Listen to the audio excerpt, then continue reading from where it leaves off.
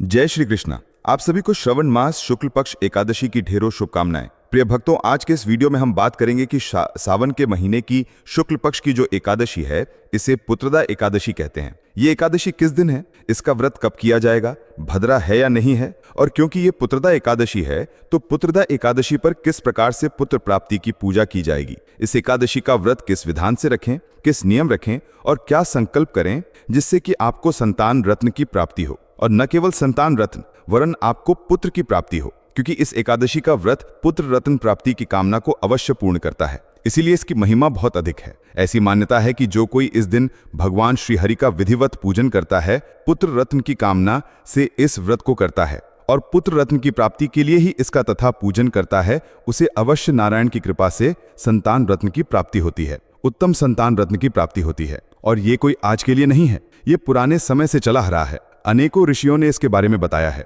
सर्वप्रथम ऋषि लोमस ने बताया था और उसके बाद ये प्रचलित हो गया। ऋषि लोमस ने अपने शिष्य राजा को कहा था कि तुम्हारे कोई संतान नहीं है, तुम इस व्रत को करो, निश्चय ही श्रीहरि तुम्हें पुत्र प्रदान करेंगे। जब राजा अपने उत्तराधिकारी की खोज में निकले कि किसको उत्तराधिकारी बनाएं, उनकी तो कोई संतान ही नहीं है, तो राजा की प्रजा जो है ऋषि से जाके मिली कि हमारे महाराज ने तो बहुत उत्तम कर्म किए हैं, कभी किसी का दिल नहीं दुखाया, कभी किसी की हानि नहीं करी, जो प्रजा है उसका संतानवत पालन किया, फिर भी उनसे संतान क्यों नहीं हुई। तब ऋषि लोमस ने यह कहा कि राजा ने पिछले जन्म में एक ऐसा कर्म किया था जिसके कारण उसे रत्न या संतान की प्राप्ति नहीं हो रही है, तो उसे विधि विधान से इस व्रत को करने को कहो। ऋषि ने विधि भी बताई थी, वो विधि हम आपको बताएंगे और इसका कुछ वृत्तांत आप कथाओं में भी सुनेंगे। जब एकादशी में आएगा तो वहां भी सुनोगे। आप पुराणों के माध्यम से भी जानते हैं, जब एकादशी वर्णन आया था माघ मासम, उसमें भी इसका वर्णन आया कि पुत्रदा एकादशी किस प्रकार से प्रचलित हुई, कैसे करनी चाहिए, क्यों करनी चाहिए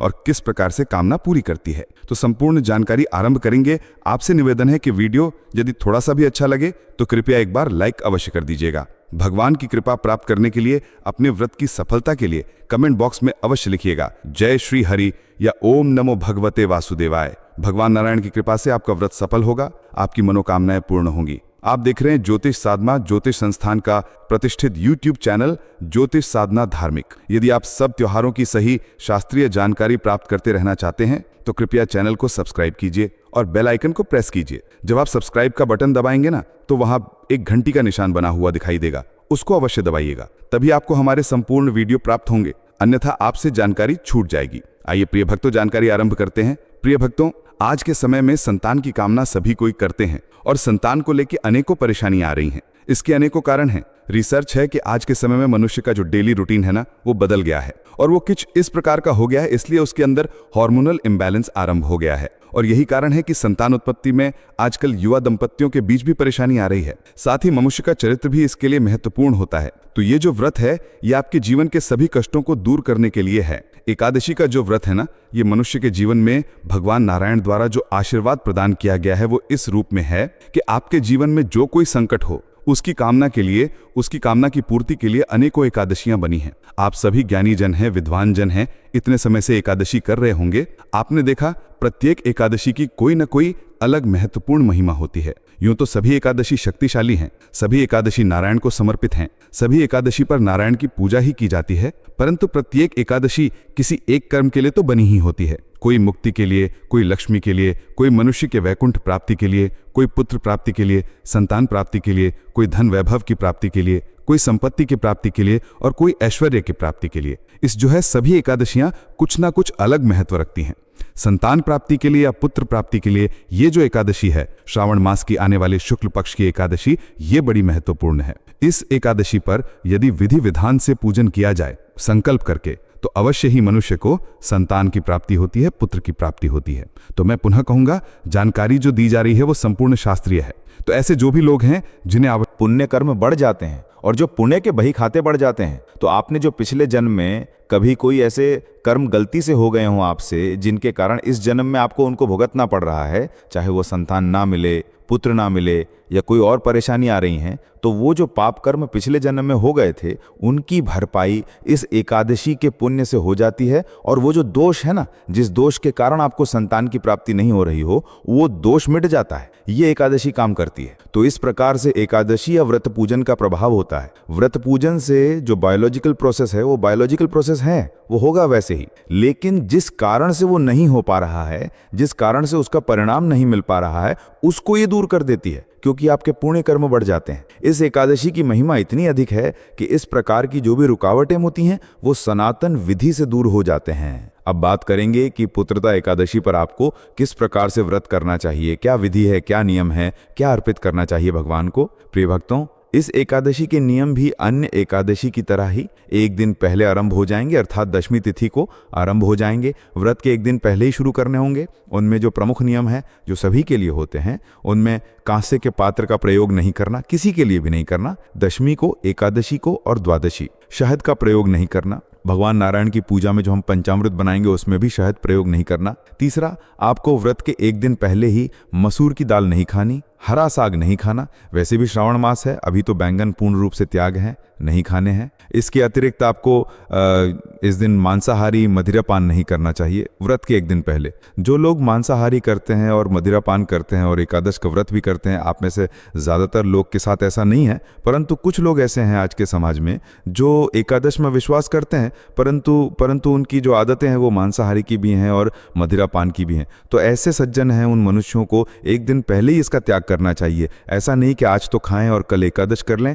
इस व्रत का लाभ नहीं है। आपको एक दिन पहले उसका त्याग करना चाहिए। लहसुन प्याज आदि का त्याग भी आपको व्रत के एक दिन पहले ही करना चाहिए, मतलब एक दिन पहले ही करना चाहिए। वैसे तो श्रावण मास है, इसमें तो वर्जित है, बताई गई है ये सभी चीज़ें। अब अगर आप पालन कर पा रहे हैं उत्तम है, नहीं कर पा रहे हैं तो एकादशी के व्रत के एक दिन पहले तो त्यागना ही चाहिए। ब्रह्मचर्य धारण कर लेना चाहिए। माताएं बहनें, क्योंकि एकादशी के दिन बाल नहीं धोए जाते हैं, तो अपना हेड वॉश, बाल धोने का जो काम है वो भी आप एक दिन पहले ही कर लीजिए, जिससे कि एकादशी के दिन आपको परेशानी ना हो, बाल ना धोने पड़ें। ब्रह्मचर्य धारण कर लीजिए। और उसके बाद एकादशी वाले दिन सूर्योदय से पहले उठ जाइए। सूर्योदय से पहले उठ के स्नान आदि कीजिए। स्नान आदि करके स्वच्छ वस्त्र धारण कीजिए। स्वच्छ वस्त्र धारण करके सर्वप्रथम अपने मंदिर की साफ सफाई कीजिए। पूजन जो भी स्थल है जहाँ पे आप बैठ के पूजन करते हैं भगवान का, है ना, उस स्थान की साफ सफाई कीजिए। पूजा की सारी सामग्री एकत्र कीजिए और आसन लगा के बैठ जाइए। बात करते हैं कि पूजा की क्या सामग्री आपको चाहिए। तो सामग्री में आपके पास होना चाहिए भगवान श्री हरि विष्णु का कोई चित्र, प्रतिमा स्वरूप। उनको स्थापित करने के लिए एक चौकी,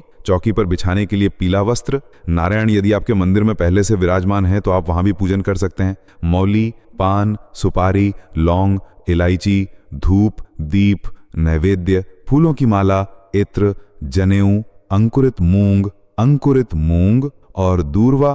पंचामृत बनाने के लिए कच्चा दूध, दही, घी, शक्कर और गंगाजल। शहद प्रयोग नहीं होगा। ये सारी सामग्री आपने एकत्र करनी है। सामग्री एकत्र कीजिए, आसन लगाइए। आसन लगा के उत्तर दिशा की ओर मुख करके बैठ जाइए। सर्व सामग्री का और स्थान का शुद्धिकरण करेंगे जिससे कि वो पवित्र हो जाए। तो एक लोटा लीजिए तांबे का, उसमें पहले गंगाजल भरिए। गंगाजल भर के फिर शुद्ध जल भरिए और शुद्ध जल भर के पुष्प के माध्यम से फूल के द्वारा सभी सामग्री पे और उस स्थान पे जहां आपने पूजन करना है उस स्थान पे जल के छींटे दीजिए। इससे लाभ ये होगा कि वो स्थान पवित्र हो जाएगा, वो स्थान पवित्र हो जाएगा और सामग्री शुद्ध हो जाएगी। इस प्रकार से जल के छींटे देके आपने स्थान को शुद्ध किया है, सामग्री को शुद्ध किया है। अब आप भगवान का पूजन आरंभ करेंगे। सर्वप्रथम लोटे में एक चम्मच रखिए। चम्मच से अपने सीधे हाथ पे जल लीजिए। हस्तो प्रक्षाल्य, हाथ धुल लीजिए। चौकी बिछाइए। चौकी पर पीला वस्त्र बिछाइए। नारायण की तस्वीर, भगवान विष्णु की तस्वीर या प्रतिमा जो भी है उसको स्थापित रखिए, करिए वहां पे। हाथ में पुष्प लेके भगवान से निवेदन कीजिए कि हे प्रभु, ये पुष्प हम आपको आसन के रूप में अर्पित कर रहे हैं, इन्हें आप स्वीकार करें। सामने घी का दिया रखिए, धूप रखिए। धूप और दीप को प्रज्वलित कर लीजिए। प्रज्वलित करके 3 बार, अब आप जलाचमनी नहीं करेंगे, आप स्वयं जलाचमनी करेंगे। चम्मच से एक चम्मच जल लीजिएगा अपने सीधे हाथ पे और ग्रहण कीजिएगा। पहले 1 चम्मच जल लीजिए, हाथ धोए। हाथ धो के अब 1 चम्मच जल एक मंत्र पे ग्रहण कीजिएगा। ओम माधवाय जल लीजिए, पी लीजिए। ओम केशवाय नमः जल लीजिए, पी लीजिए। ओम नारायणाय नमः जल लीजिए, पी लीजिए। जल लीजिए, हाथ धो लीजिए, अपने आप को तिलक कीजिए और मौली बांधिए। अब आप पूजा के लिए तैयार हैं। सर्वप्रथम व्रत पूजन का संकल्प करेंगे। संकल्प करने के लिए सीधे हाथ पे जल लीजिए। दक्षिणा के रूप में 1 रुपए का सिक्का कम से कम रखिए, अधिक जो भी रखना चाहे रख सकते हैं। 3 बार ओम श्री विष्णु, ओम श्री विष्णु, ओम श्री विष्णु, अपना नाम, अपना गोत्र, जिस स्थान पर बैठ के संकल्प कर रहे हैं वहां का मकान नंबर, क्षेत्र का नाम, शहर का नाम, श्रावण मास, शुक्ल पक्षी, पुत्रदा एकादशी, पुण्यतिथि, संतान प्राप्त्यर्थाय, पुत्र रत्न प्राप्त्यर्थाय, सुख संपत्ति प्राप्त्यर्थाएं, मोक्ष प्राप्त्यर्थाएं, पुत्रदा एकादशी व्रत पूजन संकल्प बोलिए सो श्री विष्णु, और ये संकल्प भगवान के चरणों में अर्पित कर दी। संकल्प अर्पित करने के बाद अब हम पूजन करेंगे। संकल्प अगर आप शास्त्रीय विधान से कर सकते हैं उत्तम है, अगर आप ऐसे नहीं कर सकते तो आप हाथ में जल लेकर भगवान को निवेदन कीजिए कि हे प्रभु, हे भगवान विष्णु, आज के दिन हम एकादशी, पुत्रदा एकादशी का व्रत पूजन संतान प्राप्ति की कामना के लिए कर रहे हैं। हम इस व्रत को सफलता कर पाएं इतनी शक्ति दीजिए और प्रभु इस कामना को पूर्ण कीजिए। ये सामान्य भाषा में भी आप संकल्प कर सकते हैं। सामान्य भाषा हो या शास्त्रीय भाषा, आपको संकल्प अवश्य करना चाहिए। शास्त्रीय विधान से कर पाए तो उत्तम है, कोई अधिक कठिनाई है नहीं उसमें। संकल्प करने के बाद आप भगवान का पूजन करेंगे तो पूजन करने के लिए भगवान के सामने एक पात्र रख दीजिए, कटोरी रख दीजिए और उसमें पूजा की सामग्री अर्पित कीजिएगा एक एक करके। जैसे कि सामग्री इधर उधर फैलेगी नहीं, जलादि इधर उधर फैलेगा नहीं, तो भगवान को पद्य अर्घ्य अर्पित करेंगे आप। ओम नारायणाय नमः, ओम नारायणाय नमः, पद्य अर्घ्य अर्पित कीजिए। पद्य अर्घ्य अर्पित करके भगवान को अर्घ्य करेंगे, अर्घ्य के रूप में जल अर्पित कीजिएगा।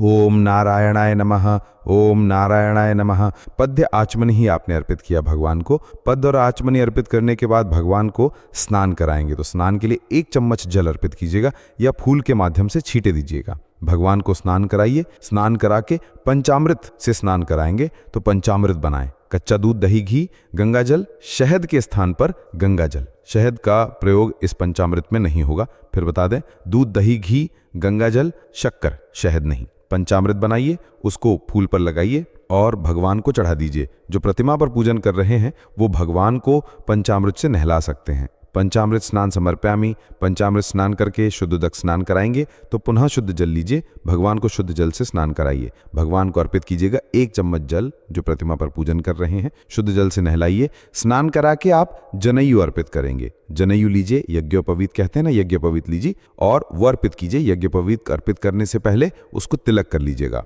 यज्ञोपवीत अर्पित करने के बाद वस्त्र पहनाए जाते हैं। भगवान की पूजा करते समय वस्त्र के रूप में मौली का एक छोटा टुकड़ा अर्पित करें। इस मौली को पवित्र माना जाता है और ये भगवान को समर्पित करने का एक सरल तरीका है। वस्त्र अर्पित करने के बाद इत्र चढ़ाएं। इत्र को रुई के फाहे या ताजे फूलों पर लगाकर भगवान को अर्पित करें। इस दौरान मंत्र वासुदेवाय नमः इत्रम समर्पयामि बोलें। इत्र चढ़ाने के पश्चात भगवान नारायण को तिलक लगाएं। तिलक लगाने के लिए चंदन, कुमकुम या हल्दी का प्रयोग कर सकते हैं। तिलक लगाने के बाद फूल अर्पित करें। यदि फूलों की माला उपलब्ध हो तो भगवान को पुष्प माला पहनाएं। फूल और माला दोनों ही भगवान को प्रिय हैं, इसलिए दोनों का उपयोग करना शुभ माना जाता है। अगला चरण दूर्वा यानी धूप घास अर्पित करने का है। दूर्वा विशेष रूप से चतुर्मास के दौरान प्रतिदिन चढ़ाई जाती है। चतुर्मास में दूर्वा अर्पित करने का विशेष महत्व है। पुराणों में वर्णित कथाओं के अनुसार जो व्यक्ति चतुर्मास में नियमित रूप से भगवान नारायण को दूर्वा अर्पित करता है उसे धन, सुख और समृद्धि प्राप्त होती है। इसके अलावा